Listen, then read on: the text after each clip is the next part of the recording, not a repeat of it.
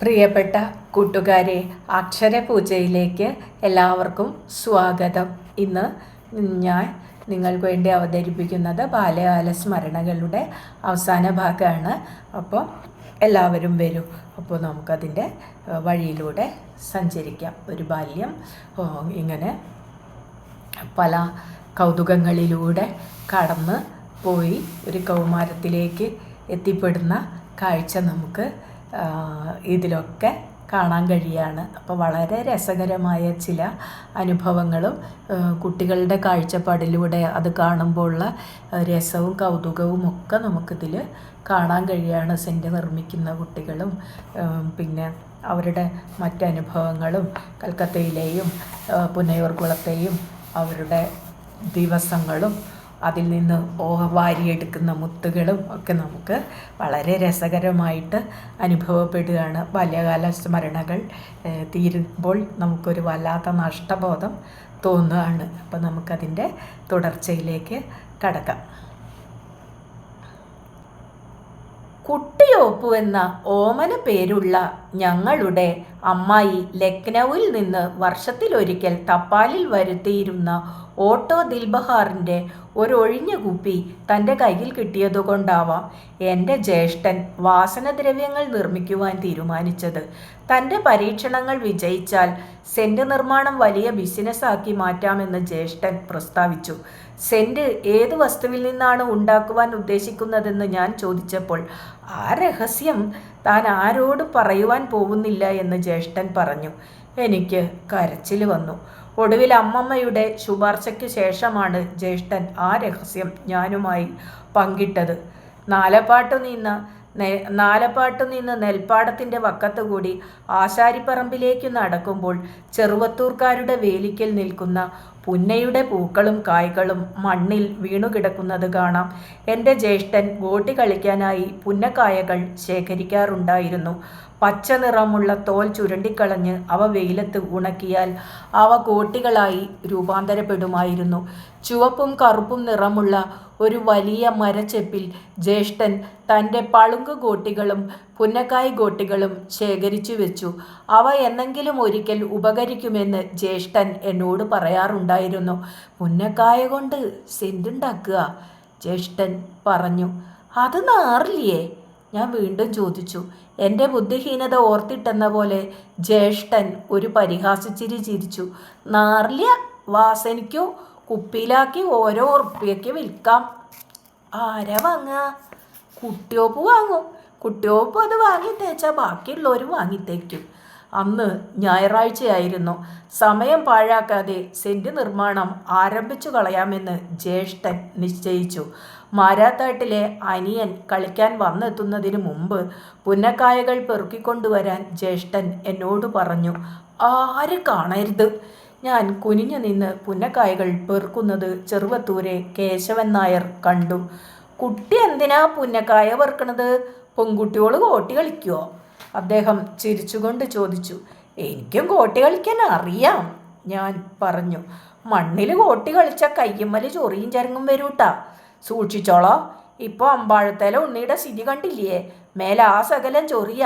മണ്ണാൻ്റെ ചികിത്സയില ഗന്ധകം പരട്ടി മുണ്ട് കഴുത്തിലും കെട്ടി നടക്കണ കണ്ടില്ലേ? കുട്ടിക്ക് അതുപോലത്തെ മരുന്നും പരട്ടി മുണ്ടും കഴുത്തിൽ കെട്ടി നടക്കാൻ മോഹണ്ട? ഇല്ല, ഞാൻ പറഞ്ഞു. പെൺകുട്ടികൾ കോട്ടി കളിക്കരുത്. പെൺകുട്ടികൾ മണ്ണ് മാന്തി കളിക്കണത് നന്നല്ല. കയ്യിലപ്പടി പൊടിയാകും. പിന്നെ ചൊറിയും ചരങ്ങും വരൂ. പിന്നെ കാണാൻ ഭംഗിയുണ്ടാവില്ല. ചൊറി ഉണ്ടായിടത്തൊക്കെ കറുത്ത പുള്ളിയോൾ വീഴൂ. കുട്ടിക്കറിയില്ലേ അതൊന്നും? ഞാൻ ഒന്നും പറഞ്ഞില്ല. 12 പുന്നക്കായകൾ ഞാൻ എൻ്റെ ഫ്രോക്കിലിട്ട് മടക്കിക്കൊണ്ട് നാലപ്പാട്ടേക്ക് ഓടിപ്പോയി.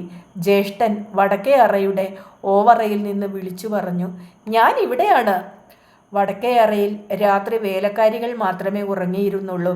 അവർ ഓവറയിൽ ഒരിക്കലും മൂത്രവിസർജനം നടത്തിയിരുന്നില്ല. ഓവറയുടെ ജനൽപ്പടിമേൽ ചട്ടക്കൂടില്ലാത്ത ഒരു കണ്ണാടി കഷ്ണവും കൺമഷിക്കൂടും ചുവപ്പും ഊതയും നിറമുള്ള സിന്ദൂരത്തിൻ്റെ 2 കടലാസു പൊതികളും ഉണ്ടായിരുന്നു. ചുവരിന്മേൽ കൺമഷിയുടെ കറുപ്പും സിന്ദൂരത്തിൻ്റെ ചുവപ്പും പാടുകളായി അവശേഷിച്ചിരുന്നു. ആ ജനൽപ്പടിമേൽ 2 ജാം കുപ്പികൾ വെള്ളം നിറച്ച് വെച്ചിരിക്കുന്നതായി ഞാൻ കണ്ടു. ജ്യേഷ്ഠൻ്റെ കൈവശം പോത്തിൻ കൊമ്പ് കൊണ്ട് നിർമ്മിച്ച പിടിയുള്ള ഒരു പിശാങ്കത്തി ഉണ്ടായിരുന്നു. സെന്റ് ഉണ്ടാക്കാൻ തുടങ്ങാ, ജ്യേഷ്ഠൻ പറഞ്ഞു. പഴോ, ആ വാതിൽ അടച്ച് തഴുതിടണം, ആരും കാണണ്ട. ജ്യേഷ്ഠൻ പുന്നത്തോട് പൊട്ടിച്ച് കുരു എടുത്തു. കുരു തകർത്ത് വെള്ളത്തിലിട്ടു. കുറച്ച് ഉപ്പും ആ കുപ്പിയിലിട്ട് കുറേ നേരം ആ മിശ്രിതം കുരുക്കി. ഇത് വലിയ ബിസിനസ്സാവും. ലക്നൗവിലെ ഓട്ടോ ദിൽബഹാർക്കാരെ പോലെ നമ്മളും വലിയ ബിസിനസ്സുകാരാവും. ഈ സെൻറ്റും ഓട്ടോ ദിൽബഹാർ ആയിരിക്കുമോ? ജ്യേഷ്ഠൻ ചിരിച്ചു.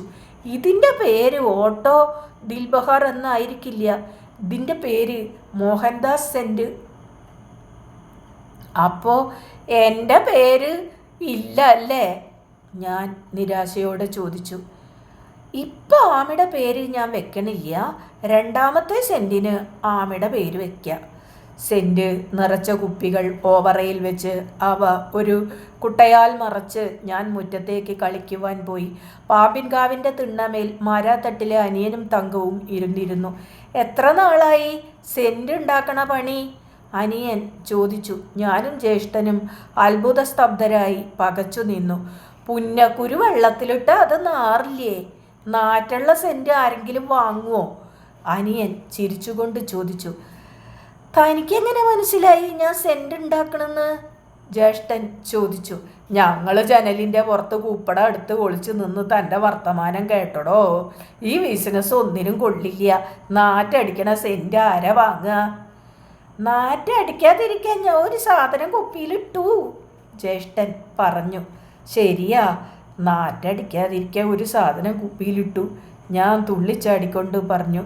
പുന്നക്കോട്ടി കൊണ്ട് സെൻറ്റ് ഉണ്ടാക്കിച്ചിട്ട് ഇത്ര പവറൊന്നും വേണ്ട ആമിയേ, തങ്കം മ്ലാനമുഖയായി പറഞ്ഞു. ശരിക്കുള്ള സെൻറ്റ് ഞാൻ ഉണ്ടാക്കാടോ മോഹന, അനിയൻ പറഞ്ഞു. തൻ്റെ സെൻറ്റ് താൻ ഉണ്ടാക്കിക്കോളോ, ജ്യേഷ്ഠൻ പറഞ്ഞു. നമുക്ക് രണ്ടാൾക്കും കൂടി ബിസിനസ് തുടങ്ങാം. എനിക്ക് പൂക്കളോണ്ട് സെൻറ്റ് ഉണ്ടാക്കാൻ അറിയാം. കുറച്ച് പാരിജാതകവും കുറച്ച് മുല്ലയും കുറച്ച് ചമ്പകവും ഒക്കെ എടുത്ത് എണ്ണയിലിടണം. എന്നിട്ട് വെയിലത്ത് വെക്കണം. 3-4 ദിവസം കഴിഞ്ഞാൽ എടുത്തരിക്കുക. അപ്പോൾ നല്ല വാസനയുള്ള സെൻറ്റായി.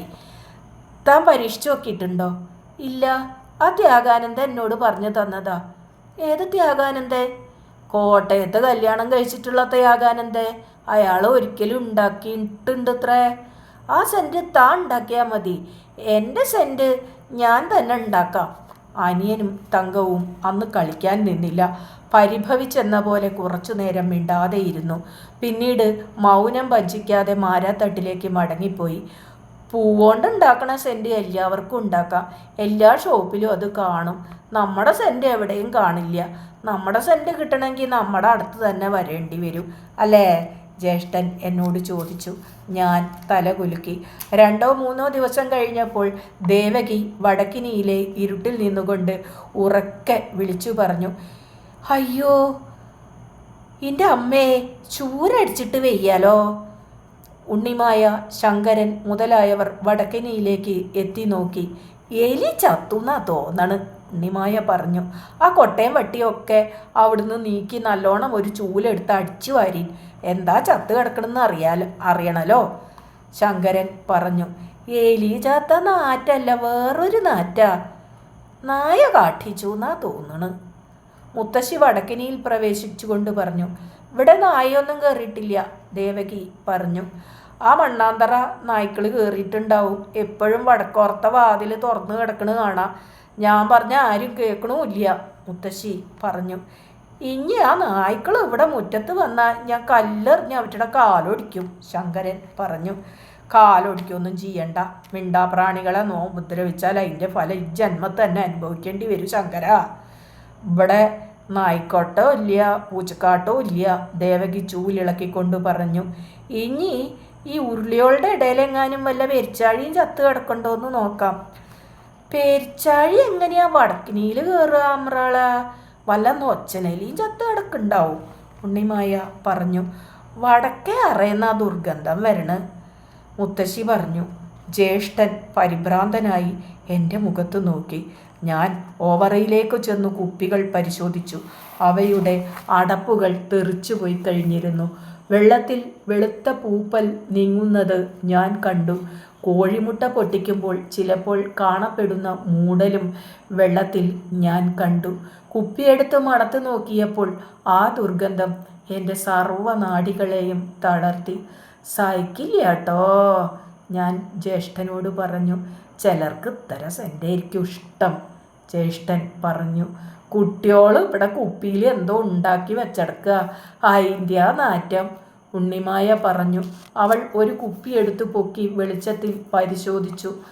അല്ല, ഇതിൻ്റെ അകത്ത് വെളുത്ത് പുഴു പോലെ എന്തോ കാണാൻ കണ്ടല്ലോ, അവൾ ചോദിച്ചു. എല്ലാവരും ഓവറയിലെത്തിയപ്പോൾ ജ്യേഷ്ഠൻ കുപ്പികളെടുത്തു പുറത്തെ കുപ്പയിലേക്ക് ദേഷ്യത്തോടെ എറിഞ്ഞു. സെൻറ്റും പോയി, ഞാൻ പറഞ്ഞു. നിങ്ങളെ കൂട്ടി വന്നിട്ട് ഞങ്ങളുടെ ബിസിനസ്സും ഇല്ലാണ്ടായി. പിന്നീട് ജ്യേഷ്ഠൻ പറഞ്ഞു. സെൻറ്റ് ഉണ്ടാക്കാൻ ശ്രമിച്ചു, സെൻറ്റ് ഉണ്ടായില്ല. പക്ഷെ ആ കുപ്പിയിൽ ജീവൻ ഉണ്ടാകൂലോ, വെളുത്ത് വെളുത്ത് എന്തോ അതിൽ ഇളകണത് കണ്ടില്ലേ? ഞാൻ തല കുലുക്കി. അങ്ങനെയാണ് ജീവൻ ഉണ്ടാക്കുക. കുറച്ചും കൂടി ശ്രമിച്ച പുഴുവിന് പകരം മനുഷ്യനെ ഉണ്ടാക്കാം. വലിയ കുപ്പി വേണം. ഞാൻ വലുതായാൽ ഒരു ലാബറട്ടറി തുടങ്ങും, ഓരോ പരീക്ഷണങ്ങൾ നടത്താൻ. ഞാനും വരെ സഹായിക്കാൻ, ഞാൻ പറഞ്ഞു. ആമിക്ക് അതൊന്നും സാധിക്കില്ല. ലാബറട്ടറിയിൽ ചിലപ്പോൾ പൊട്ടിത്തെറി ഉണ്ടാവും. ആമിക്ക് അതൊക്കെ കണ്ടാൽ പേടിയാവും. പുന്നക്കായ പെറുക്കിക്കൊണ്ട് വരാനും ഞാൻ വേണ്ടേ? ഞാൻ കണ്ണുനീർ തുടച്ചുകൊണ്ട് ചോദിച്ചു. ശാസ്ത്രജ്ഞന്മാർക്ക് എന്തിനാ പുന്നക്കായ? ജ്യേഷ്ഠൻ ഉറക്കെ ചിരിച്ചുകൊണ്ട് എന്നോട് പറഞ്ഞു. കയ്യാവിയുടെ പുഞ്ചിരിയെ ആകർഷകമാക്കിയത് നിര തെറ്റി നിന്നിരുന്ന ഒരു എഴുത്താണി പല്ലായിരുന്നു. അവൾ ചിരിക്കുമ്പോൾ ആ ചിരിയുടെ ലാവണ്യം നോക്കി ആസ്വദിക്കുവാൻ ആൺകുട്ടികളും പെൺകുട്ടികളും മാത്രമല്ല, ടീച്ചർമാരും അടുത്തു വന്നു നിന്നു. കയ്യാവിക്ക് ചിരിക്കുവാൻ തക്ക കാരണങ്ങൾ ആവശ്യമുണ്ടായിരുന്നില്ല. സ്കൂളിൻ്റെ പടിഞ്ഞാറു ഭാഗത്ത് അയ്യപ്പുവിൻ്റെ വളപ്പിൽ വാഴക്കുലമേൽ വിശ്രമിക്കാനെത്തിയ കാക്കയുടെ ചെയ്തികളും അവളെ ചിരിപ്പിച്ചു. കാക്കയെ അവൾ കാക്കശാര് എന്ന് വിളിച്ചു. ബോയ്ശാര് എന്ന് പറയുന്നത് പോലെ കാക്കശാര്. നോമ്പിൻ്റെ മാസം വന്നണഞ്ഞപ്പോൾ കയ്യാവി 2 പെട്ടി കുപ്പിവള വാങ്ങിച്ചു. പച്ചയും നീലയും ചുവപ്പും മഞ്ഞയും ഇടകലർത്തി കൈകളിൽ അണിഞ്ഞ് അവൾ സ്കൂളിലെത്തി. ഇടത്തെ കയ്യിൽ 24 വള, വലത്തെ കയ്യിൽ 23. തോട്ടിൽ വീണപ്പോൾ ഒന്ന് പൊട്ടി. അവൾ തൻ്റെ ഉരുണ്ട കൈത്തണ്ട പ്രദർശിപ്പിച്ചുകൊണ്ട് പറഞ്ഞു. വായിൽ ഉമിനീർ വെച്ചുകൊണ്ട് സംസാരിക്കുക കയ്യാവിയുടെ പതിവായിരുന്നു. ഇടയ്ക്കിടയ്ക്ക് അവൾ പുഴിയിലേക്ക് തുപ്പി. മതേതിഹാസങ്ങളിലെ രക്തസാക്ഷികളുടെ മുഖഭാവം ആ ഘട്ടങ്ങളിൽ അവൾ പ്രദർശിപ്പിച്ചു. തുപ്പലേർക്കാൻ പാടില്ല, അവൾ പറഞ്ഞു. നിങ്ങളുടെ ജാതി പുറത്ത് നിന്നിട്ട് വീട്ടിൻ്റെ ആത്തയ്ക്ക് തുപ്പുന്ന ഒരാൾ പറഞ്ഞു. അത് ശരിയാ. മണികണ്ഠേശ്വരം ക്ഷേത്രത്തിൻ്റെ പരിസരത്തു നിന്ന് വരാറുള്ള ഒരു കുട്ടി കയ്യാവിയോട് ചോദിച്ചു. കയ്യാവിയുടെ മുഖം ചുവന്നു. ചോദ്യകർത്താവിൻ്റെ നെറ്റിമേൽ കണ്ട ചന്ദനക്കുറിയും നീലം കൂട്ടി അലക്കിയ മുണ്ടും കയ്യാവി അവജ്ഞയോടെ നോക്കി. എൻ്റെ ജാതി തീട്ടം തിന്നു കേട്ടു, അത് ശരിയാ? ആരെ ഈ നുണ പറഞ്ഞത്? നയന്മാരെ അവമാനിക്കാൻ കല്ല് വെച്ച നുണ പറഞ്ഞതാ. പറഞ്ഞ ആളുടെ പേര് പറയുമോ? അതിൻ്റെ അനുഭവമുള്ള ഒരു നായിരിച്ചി പറഞ്ഞതാ, ദിവസവും തിന്നു പറഞ്ഞ്. നുണ, കല്ല് വെച്ച നുണ. പറഞ്ഞ ആളുടെ പേര് പറയുമോ? നമുക്ക് ഈ നായരച്ചിയോളുടെ പേരൊന്നും ഓർമ്മയിൽ നിൽക്കൂല. കയ്യാവി നുണ പറഞ്ഞതേയിരിക്കും നയന്മാരെ അവമാനിക്കാൻ. കയ്യാവി ഉറക്കെ ചിരിച്ചു. നമ്മൾ നുണ പറയില്ല പറയാ, അവൾ പറഞ്ഞു. കയ്യാവി ചുരുക്കം ചില വിശേഷ ദിവസങ്ങളിൽ മാത്രമേ സ്കൂളിൽ വന്നിരുന്നുള്ളൂ. ബാക്കിയുള്ള ദിവസങ്ങൾ അവൾ ഗൃഹഭരണത്തിൽ ഉമ്മയെയും ജ്യേഷ്ഠത്തിയെയും സഹായിച്ചു. എലഞ്ഞിപ്പൂക്കൾ പെറുക്കിയെടുത്ത് കാതിന് ചുറ്റുണ്ടാക്കി, കൈതപ്പൂ മുറിച്ചെടുത്ത് കാച്ചിയും കുപ്പായവും വെച്ച മരപ്പെട്ടിയിൽ നിക്ഷേപിച്ച്, മൈലാഞ്ചി ചിരവനാക്കും വെറ്റിലയും കൂടി അരച്ച് തൻ്റെ കൈത്തലങ്ങൾ ചുവപ്പിച്ചു. എന്നിട്ടും ടീച്ചർമാർ അവളുടെ സൗശീലത്തെയും ദയാശീലത്തെയും വാഴ്ത്തി പറഞ്ഞു. ഏത് വിഷമഘട്ടത്തിലും സഹായത്തിനെത്തുക കയ്യാവി മാത്രമായിരുന്നു. ശിശുക്കളുടെ കരച്ചിൽ മാറ്റാനും അവൾക്കൊരു പ്രത്യേക കഴിവുണ്ടായിരുന്നു. ശിശുക്കളും അവളുടെ ചുവന്ന കാച്ചിയും പൂക്കരെ തയ്ച്ചു പിടിപ്പിച്ച വെള്ളക്കുപ്പായവും കസവ് തട്ടവും നോക്കിക്കൊണ്ട് പുഞ്ചിരി തൂകി. ഇടയ്ക്കിടയ്ക്ക് കയ്യാവി അത്തറിൻ്റെ മണമുള്ള വസ്ത്രങ്ങളോട് കൂടിയാണ് പഠിക്കാനെത്തിയത്. പഠിപ്പിൽ മിടുക്കിയായിരുന്നില്ലെങ്കിലും തയ്യലിൽ അസാമാന്യ നൈപുണ്യം അവൾ പ്രകടിപ്പിച്ചു. അതുകൊണ്ടായിരിക്കാം LHR ടീച്ചർ ചോക്കും ബോർഡും തുടയ്ക്കുന്ന ശീലയും തയ്യൽ പെട്ടിയും കത്തിരിയും പേറി തൻ്റെ പിന്നിൽ നടക്കുവാൻ കയ്യാവിയെ തിരഞ്ഞെടുത്തത്. ടീച്ചർമാരോടും കയ്യാവി തൻ്റെ വീട്ടുവർത്തമാനങ്ങൾ ഇടവിടാതെ പറഞ്ഞുകൊണ്ടിരുന്നു. ഇത്താത്തയ്ക്ക് ഒരാലോചന വന്ന് നമ്മളെ കണ്ടപ്പോൾ ശേക്കാൻ പറഞ്ഞ് അനിശത്തി മതിയെന്ന്. ഒരു ദിവസം അവൾ LHR ടീച്ചറോട് പറയുന്നത് ഞാൻ കേട്ടു. 7ാം ക്ലാസ്സെങ്കിലും പാസ്സാവാതെ കല്യാണത്തിന് ഒരിക്കലും ഒരുങ്ങരുതെന്ന് ടീച്ചർ അവളോട് പറഞ്ഞു. ശേഖൻ്റെ ഭൂതി, കയ്യാവി ചിരിച്ചുകൊണ്ട് പറഞ്ഞു. എന്നിട്ട് വായിലെ ഉമിനീർ മുറ്റത്തേക്ക് തൂപ്പി. കയ്യാവിയുടെ വീട് അമ്പഴത്തേൽക്കാരുടെ പഴയ കുളത്തിൻ്റെ അടുത്തായിരുന്നു. പടിഞ്ഞാറും തെക്കും വയലുകൾ മാത്രം.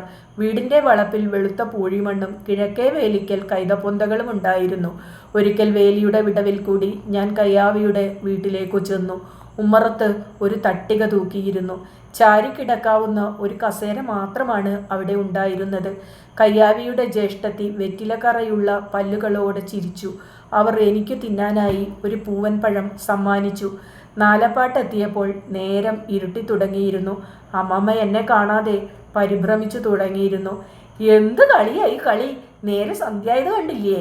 അമ്മമ്മ ചോദിച്ചു. അവർ കുളത്തിലേക്ക് മേൽ കഴുകാൻ പോകാൻ തയ്യാറായി നിൽക്കുകയായിരുന്നു. ചുവന്ന സോപ്പ് പെട്ടിയും തോർത്തുമുണ്ടുമായിരുന്നു കയ്യിൽ. കളിയൊക്കെ കഴിഞ്ഞിട്ട് നേരായി. മാലതിക്കുട്ടി പഠിക്കണ മുറിയിൽ ഇരുന്ന് പഠിക്കണത് ഞാൻ കണ്ടു. നമ്മുടെ കുട്ടി ഉമ്മക്കുടിയിലേക്ക് പോണത് ഞാൻ കണ്ടു. അമ്പാഴത്തല പടിഞ്ഞാറെ പാടത്തിൻ്റെ വക്കത്തുള്ള ഉമ്മക്കുടിയിലേ ആ കയ്യാവിന്ന് വിളിക്കണ ഉമ്മക്കുട്ടിയില്ലേ, അതിൻ്റെ കൂടെ പോയി, ദേവകി പറഞ്ഞു. ആര് പറഞ്ഞിട്ട് എവിടെ പോയത്? അമ്മമ്മ എന്നോട് ചോദിച്ചു. അമ്പാഴത്തെ പോവാൻ മാത്രമല്ലേ ഞാൻ സമ്മതിച്ചിട്ടുള്ളൂ. സമ്മതം ചോദിക്കാതെ അവിടെ ഇവിടെ നടക്കാൻ പാടുവോ? കമലെ വല്ലോരും പിടിച്ചോണ്ട് പോയാലോ? വല്ലോടത്തും പോണെങ്കിൽ കുട്ടിക്ക് വെളിയത്ത് പോവാറുന്നില്ലേ? ദേവകി കണ്ണുകൾ ഉരുട്ടിക്കൊണ്ട് ചോദിച്ചു. ഇല്ലെങ്കിൽ മണ്ണാന്തറ പോവായിരുന്നില്ലേ? നായന്മാരെ വീടോളം എത്ര കിടക്കണു? എന്തിനേ കുട്ടിയെ മാപ്പിളക്കുടി പോയത്? ദേവകി വിഡ്ഢിത്തം പറയാൻ നിൽക്കണ്ട, അമ്മമ്മ നീരസത്തോടെ പറഞ്ഞു. കുട്ടിക്ക് യാതി മതവും ഇല്ലേരിക്കുക. അത് കൽക്കത്തയിൽ വളർന്നതാ. പക്ഷെ ഈ നാട്ടിൽ കഴിയുമ്പോൾ കുറച്ചൊക്കെ നമ്മൾ പഠിപ്പിച്ചു കൊടുക്കാണ്ടേ പറ്റുമോ? നാട്ടാരെന്താ പറയുക? ദേവകി അമ്മമ്മയോട് ചോദിച്ചു. ആ പഠിപ്പൊന്നും ദേവകി പഠിപ്പിക്കണ്ട, അമ്മമ്മ പറഞ്ഞു. എൻ്റെ മേൽ സോപ്പ് പതപ്പിച്ച് തേക്കുമ്പോൾ അമ്മമ്മ ചോദിച്ചു. ആ ഉമ്മക്കുട്ടി കമലയുടെ സ്നേഹിതയാണോ? അതെ, എനിക്ക് കയ്യാവിയെ വലിയ ഇഷ്ടമാണ്. എന്നാൽ കളിക്കാൻ ഇങ്ങോട്ട് വിളിച്ചോളൂ. അവരുടെ വീട്ടിൻ്റെ അടുത്തൊക്കെ കൈതക്കാടുകളാ, പാമ്പുണ്ടാവും. അതുകൊണ്ടാണ് ഞാൻ പറയണത് കമല അങ്ങോട്ട് പോവണ്ടാന്ന്. അല്ലാതെ ജാതി മതവും നോക്കിയിട്ടല്ല, മനസ്സിലായോ? ഞാൻ തല കുലുക്കി. അമ്മമ്മയുടെ കരുണാർദ്രമായ മുഖം അത്യധികം സുന്ദരമായി എനിക്ക് തോന്നി. കയ്യാവിക്ക് എന്നെ ഇഷ്ടാണോ? പിറ്റേ ദിവസം എൻ്റെ സതീർത്ഥിയോട് ചോദിച്ചു. നമുക്ക് ശകല ഇംഗ്ലീഷ് പഠിക്കണം, അതുകൊണ്ടാണ് നമ്മൾ കൂടെ നടക്കണ്, അവൾ പറഞ്ഞു. കയ്യാവിക്ക് ഇംഗ്ലീഷ് വാക്കുകൾ പറഞ്ഞു കൊടുക്കാൻ തുനിയുമ്പോഴൊക്കെ അവൾ എൻ്റെ ശ്രദ്ധ വിഷയത്തിൽ നിന്ന് മാറ്റിക്കൊണ്ടിരുന്നു. അവളുടെ പ്രിയപ്പെട്ട വിഷയം നിക്കാഹായിരുന്നു. ഒരു പുതിയാപ്പള ഏതു തരത്തിൽ വേഷം ധരിക്കണമെന്ന് അവൾക്കറിയാമായിരുന്നു. അയാൾ വെളുത്ത പട്ടുകൊണ്ടുണ്ടാക്കിയ ഷർട്ടും കള്ളിമുണ്ടും ധരിക്കണമെന്നും അയാൾക്ക് തലയിൽ തൊപ്പിയോ പട്ടുറുമാലോ വേണമെന്നും അവൾ പറഞ്ഞു. എന്തുപോലത്തെ പുതിയാപ്പളയാ വേണ്ടത്? എനിക്കറിയില്ല.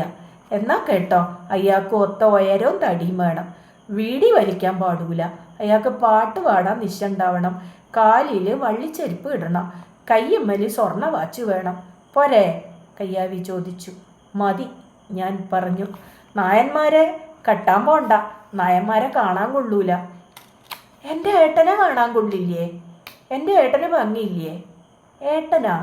ഏട്ടന്മാരെ ആരാ കെട്ടുക? ഈ പോഴത്തെ ഇനി ആരോടും പറയണ്ട. കുട്ടി ആരെയാ കെട്ടുക എന്നാ നമ്മൾ ചോദിച്ചത്. വിക്രമാദിത്യൻ. തലയ്ക്ക് കിർക്കണ്ട, അയാൾ ചത്തിയിട്ട് കാലം എത്രയായി?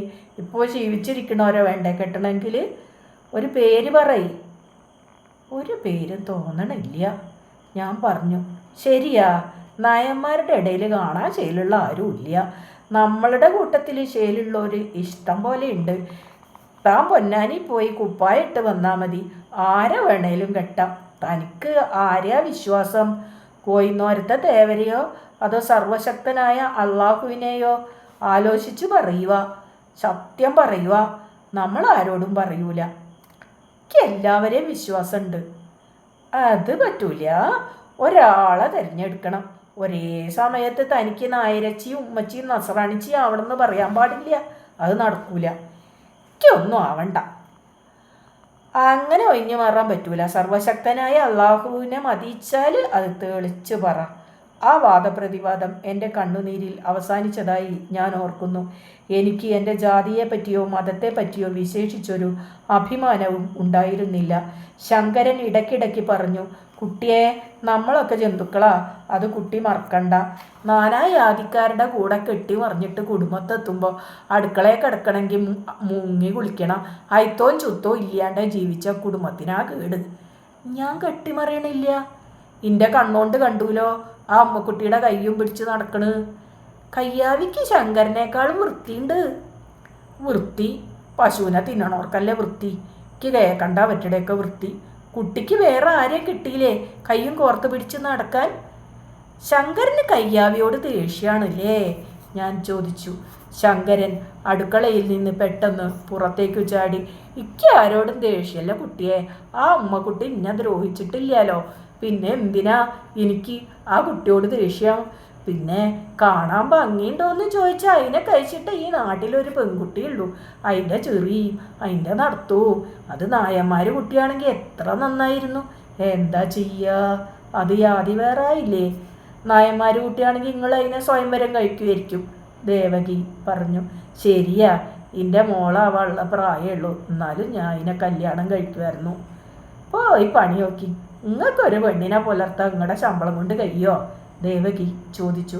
ശങ്കരൻ വീണ്ടും അടുക്കളയിലെ ഇരുട്ടിൽ അഭയം പ്രാപിച്ചു. ക്ഷയരോഗബാധിതനെങ്കിലും ഏറെക്കുറെ ധനികനായ ഒരു ചെറുപ്പക്കാരനെ വിവാഹം ചെയ്ത് തൻ്റെ ഭാവി സുരക്ഷിതമാക്കുവാൻ ലക്ഷ്മി നാലപ്പാട്ട് വിട്ടുപോയപ്പോൾ ആ ഒഴിവിലേക്ക് വന്നെത്തിയ സ്ത്രീയോട് എൻ്റെ അമ്മമ്മ ഉദാസീനമായി ചോദിച്ചു, എന്താ പേര്? കുഞ്ഞൂട്ടി. കുഞ്ഞൂട്ടി എന്നൊരു പേര് ഞാൻ കേട്ടിട്ടില്ല. കുഞ്ഞുകുട്ടി എന്നാവും അല്ലേ? ഇവിടുന്ന് എന്നെ എന്ത് വിളിച്ചാലും ഞാൻ വിളിയേക്കൂ. അമ്മമ്മ അപ്പോൾ മാത്രമാണ് അവരുടെ മുഖം നല്ലവണ്ണം നോക്കിക്കണ്ടത്. ഞാനും ഇമ വിട്ടാതെ ആ സ്ത്രീയെ നോക്കി നിന്നു. അവളുടെ വിളർത്ത മുഖം വിയർത്തിരുന്നു. മേൽചുണ്ടിൽ ഒരു നനുത്ത മീശ വളർന്നു നിന്നിരുന്നു. അവൾ ഉയരം കുറഞ്ഞ് തടിച്ച അരക്കെട്ടോട് കൂടിയ ഒരുത്തിയായിരുന്നു. കണങ്കാലിൻ്റെ പകുതിയും വെളിപ്പെടുത്തുന്ന വിധത്തിൽ അവൾ മുണ്ട് ഉയർത്തി ചുറ്റിയിരുന്നു. അവൾ ധരിച്ചിരുന്ന ഓറഞ്ച് ജാക്കറ്റിൻ്റെ കക്ഷഭാഗം നിറം മങ്ങി വെള്ളയായി കഴിഞ്ഞിരുന്നു. അവൾ ഏതു നാട്ടുകാരിയാണെന്നും അവളെ ആരാണ് നാലപ്പാട്ടേക്ക് നയിച്ചതെന്നും അമ്മമ്മ അന്വേഷിച്ചില്ല. കിഴക്കേ മുറ്റത്തും കോലായിലും ആ സമയത്ത് വളരെയധികം പേർ ഉണ്ടായിരുന്നു.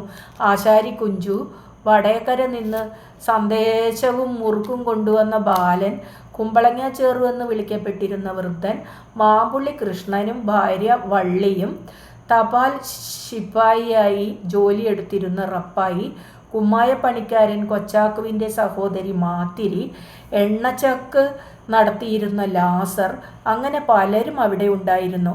അവരിലൊരാൾ അവളെ അവിടെ എത്തിച്ചിരിക്കണമെന്ന് അമ്മമ്മ വിചാരിച്ചിരിക്കാം. കയ്യിലെന്താ? അമ്മമ്മ അവളോട് ചോദിച്ചു.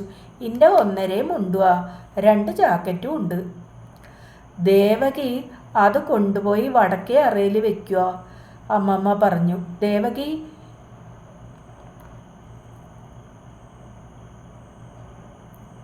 കുളം കാണിച്ചു തരൂ, കുളിച്ചിട്ട് കയറിയാൽ മതി. ദേവകിയുടെ കൂടെ കുഞ്ഞുകുട്ടി കുളക്കരയിലേക്ക് പോയപ്പോൾ ഞാനും അവരെ അനുഗമിച്ചു. തലേ തേക്കാൻ എണ്ണ വേണോ? ദേവകി ചോദിച്ചു. വേണ്ട, വെയിൽ കുറേ കൊണ്ടതാ, മണ്ട ചൂടായെടുക്കണോ? ഇപ്പോൾ എണ്ണ തേച്ചാക്കി തലവലി തുടങ്ങൂ. നിങ്ങളുടെ വീട് എവിടെയാ? കുറെ ദൂരെയാ. കല്ലൂർമാന്ന് കേട്ടിട്ടില്ലേ? അതിൻ്റെയും കിഴക്കാ. ചോദിക്കണോണ്ട് ആരോഗ്യം തോന്നരുത് കേട്ടോ, നിങ്ങൾ നായരല്ലേ? ഇന്നെ കണ്ട തീയത്തിയാന്ന് തോന്നുമോ? നിങ്ങളെക്കാളും നിറക്കില്ലേ? ദേ നോക്കി, ജാക്കറ്റ് ഊരിയപ്പൻ്റെ ശരീരത്തിൻ്റെ നിറം കണ്ടില്ലേ? വെളുവളാന്ന്. കൈയൊക്കെ കരുവാളിച്ചു. വെയിലത്ത് നടന്നിട്ടേ ഞാൻ അസല് നായരന്നെയാ, കിരിയാത്ത നായരാ. മത്സ്യവും മാംസവും കൂട്ടാത്ത കുടുംബത്തിലെയാ. ഇവിടെ ഉള്ളവരും കിരിയത്ത നായന്മാരാന്ന് കേട്ടപ്പോഴേ ഞാൻ വരാൻ സമ്മതിച്ചുള്ളൂ. എനിക്ക് ജാതിയും മതവും ഒക്കെ ഉണ്ടോ. നിങ്ങൾക്ക് ആരോഗ്യമായി അല്ലേ? ഞാൻ വെറുതെ ചോദിച്ചെന്നേ ഉള്ളൂ. ഇനി എൻ്റെ കൂടെ കയ്യേണ്ട ആളല്ലേ, ജാതി ചോദിച്ചളയാന്ന് കരുതി, അത്രേ ഉള്ളൂ. എനിക്ക് ആരോഗ്യമായിട്ടൊന്നുമില്ല. ഇനി ദേഷ്യം പിടിപ്പിക്കാൻ ആർക്കും സഹിക്കില്ലടോ. ഇനി താൻ ഇത്തിരി നേരം കൊള്ളപ്പരയുടെ പുറത്ത് കടന്നു നിൽക്കി. ഇക്ക് 1.5 അഴിച്ച് ഈ കല്ലുമ്മൽ അടിച്ച് തിരുമാനാ. നിങ്ങൾക്ക് എന്തിനാ അത്ര നാണോ? നിങ്ങൾ പെണ്ണ, ഞാനും പെണ്ണ. ഇക്കുള്ളതൊക്കെ തന്നെയാ നോക്കും. കുഞ്ഞുകുട്ടി മന്ദഹസിച്ചു. താൻ പറയണത് സത്യ, പക്ഷെ തൻ്റെ എൻ്റെ ശരീരം ഒരുപോലെ ആവില്ല കേട്ടോ. ഒരു ശകലം വ്യത്യാസമൊക്കെ ഉണ്ടാവും. വ്യത്യാസം ഉണ്ടാവില്ല. നിങ്ങളുടെ കല്യാണം കഴിഞ്ഞിട്ടില്ല. ഓ, അതെന്താ താൻ ഇവിടെ കല്യാണക്കാര്യം ചോദിക്കണ്? ഇന്നെ കണ്ട കല്യാണം കഴിഞ്ഞു എന്ന് തോന്നുന്നുണ്ടാ? അങ്ങനെ ഒരു തോന്നൽ. ഇങ്ങനെ വയറും ചന്തിയും ഒക്കെ കണ്ടാൽ നിങ്ങൾ രണ്ടു പറ്റുമെന്ന് തോന്നുവേ. ദേവകി ഉറക്കെ ചിരിച്ചു. ഞാൻ പെറ്റിട്ടുമില്ല, കല്യാണം കഴിച്ചിട്ടുമില്ല. കുഞ്ഞുകുട്ടി ഗൗരവ മുഖഭാവത്തോടെ വെള്ളത്തിലിറങ്ങി സോപ്പ് പതപ്പിച്ച കൈകാലുകൾ തേച്ചു തിരുമ്മി. ഇങ്ങോട്ട് വരും കുട്ടിയെ. ദേവകി കുളിപ്പുരയ്ക്ക് പുറത്തു ചാടിക്കൊണ്ട് എന്നെ വിളിച്ചു. നമുക്ക് പോവാന്നേ, ആയമ്മ ആരും കാണാണ്ടേ കുളിച്ചോട്ടെ. ദേവകി തുടർന്നു. ദേവകി എന്തിനെ കുഞ്ഞുകുട്ടിയെ ദേഷ്യം പിടിപ്പിച്ചത്? ഞാൻ ചോദിച്ചു. അതേപ്പം നന്നായത്. ഞാൻ എന്തിനാ കുട്ടിയെ വല്ലവരെയും ദേഷ്യം പിടിപ്പിക്കണ്? എനിക്ക് വേറെ തൊഴിലൊന്നുമില്ലേ. ആയമ്മ കല്യാണം കഴിച്ചിട്ടുണ്ടെങ്കിൽ ആയമ്മയ്ക്ക് ഗുണം. എനിക്ക് അതുകൊണ്ടൊരു ഗുണമില്ലല്ലോ. ഇനി കല്യാണം കഴിച്ചിട്ടില്ലെങ്കിൽ അതുകൊണ്ട് എനിക്കെന്താ നഷ്ടം? സത്യം തുറന്നു പറയട്ടെ, എനിക്ക് അതിൻ്റെ മോതക്കുറ്റി പിടിച്ചിട്ടില്ല കുട്ടിയെ. ആ നിറം കണ്ടപ്പോൾ എനിക്ക് മനസ്സിലായി തന്തല്ലാണ്ടേ ജനിച്ചതാന്ന്. അല്ലാണ്ട് ഈ നിറമൊന്നും കാശില്ലാത്തവരുടെ കുടുംബത്ത് കാണില്ല കുട്ടിയെ. ദേ എൻ്റെ നിറം നോക്കിയേ. കറുത്തിട്ടുമല്ല എന്നാ വെളുത്തിട്ടുമല്ല, ഒരു നിറമല്ലേ കുട്ടിയെ. നമ്മുടെ ലക്ഷ്മിയുടെ നിറവും എൻ്റെ നിറം തന്നെയാ. ഞങ്ങളെ എല്ലാവരും എണ്ണമയിലിന്നാ വിളിക്കണത്. ആരാ ദേവകിയെ എണ്ണമയിലിന്ന് വിളിച്ചത്? ദേവകി മൂവാണ്ടൻ മാവിന്മേൽ പുഞ്ചിരിയോടെ ചാരി. ആണുങ്ങളെ, പഠിപ്പും വിവരമുള്ള ആണുങ്ങൾ. അവർ പറയാണേ ഉള്ളയിൽ നല്ല നിറം എൻ്റെ നിറാന്ന്. ദേവകി ഒരു എണ്ണമയിലാന്ന് പറഞ്ഞു. ആര് പറഞ്ഞു? പറഞ്ഞ ആൾക്ക് പേരില്ലേ? ഞാൻ പറയില്ലേ, കുട്ടി വല്യമ്മോട് കൊളുത്തിയാക്കിയാ ചീത്ത കേൾക്കുക. കുട്ടിക്കല്ല, ആണുങ്ങളോട് വിശേഷം പറയണമെന്ന് കേട്ട അപ്പോൾ പിടിച്ച് പുറത്താക്കും. പിന്നേ വല്യമ്മ, എനിക്ക് ഈ കാലത്തിനിടയ്ക്ക് ഒരു ചീത്ത പേര് കിട്ടിയിട്ടില്ല. അത് ശണ്ടാ. ആരോട് ചോദിച്ചാലും പറയും ദേവകിയുടെ സ്വഭാവം നല്ലതാന്ന്. ലക്ഷ്മിയുടെ സ്വഭാവത്തിനേക്കാൾ നല്ലതാ എൻ്റെ സ്വഭാവം. എല്ലാവരും പറയണ് എൻ്റെ സ്വഭാവം നല്ലതെന്ന്. ലക്ഷ്മിയുടെ സ്വഭാവം ദേവകിയുടെ സ്വഭാവത്തിനേക്കാൾ നല്ലതാ. കുട്ടി പിന്നെയും തുടങ്ങിയല്ലോ എന്നെ ദുഃഖിപ്പിക്കാൻ. ആ ലക്ഷ്മി ഇവിടെ ഉള്ളവർക്ക് കൈവശം കൊടുത്തെടുക്കണമെന്ന് എനിക്ക് തോന്നണ്. ഓളെപ്പറ്റി ഒരു വാക്ക് പറയുമ്പോഴേക്കും നിങ്ങൾക്കൊക്കെ എന്നോട് ദേഷ്യ. ലക്ഷ്മിയുടെ സ്വഭാവം അത്ര നന്നല്ല എന്ന് പറഞ്ഞാൽ അപ്പോൾ തുടങ്ങും എന്നെ കടിച്ചു തിന്നാൻ. എന്നോട് നമ്മുടെ ആമിനമ്മ പറഞ്ഞു തന്നതാ ലക്ഷ്മി ഇവിടെ ഉള്ളവർക്ക് കൈവശം കൊടുത്തുന്ന്. ഞാനപ്പോൾ വിശ്വസിച്ചിട്ടില്ല കേട്ടോ. ഇപ്പോൾ എനിക്ക് തോന്നണു ആമിനമ്മ പറഞ്ഞത് നേരാന്ന്. ആരാ ആമിനമ്മ? അതേപ്പോൾ നന്നായത്. കുട്ടിക്ക് നമ്മുടെ ആമിനമ്മയെ അറിയില്ലേ? ഇടയ്ക്കിടയ്ക്ക് ഇവിടെ വന്ന് ചക്ക വേണം ചേന വേണം എന്നൊക്കെ പറയാറില്ലേ ഒരുമ്മ? വായിൽ പല്ലൊക്കെ തേഞ്ഞിട്ട് ശരീരം പരോശമായിട്ട്.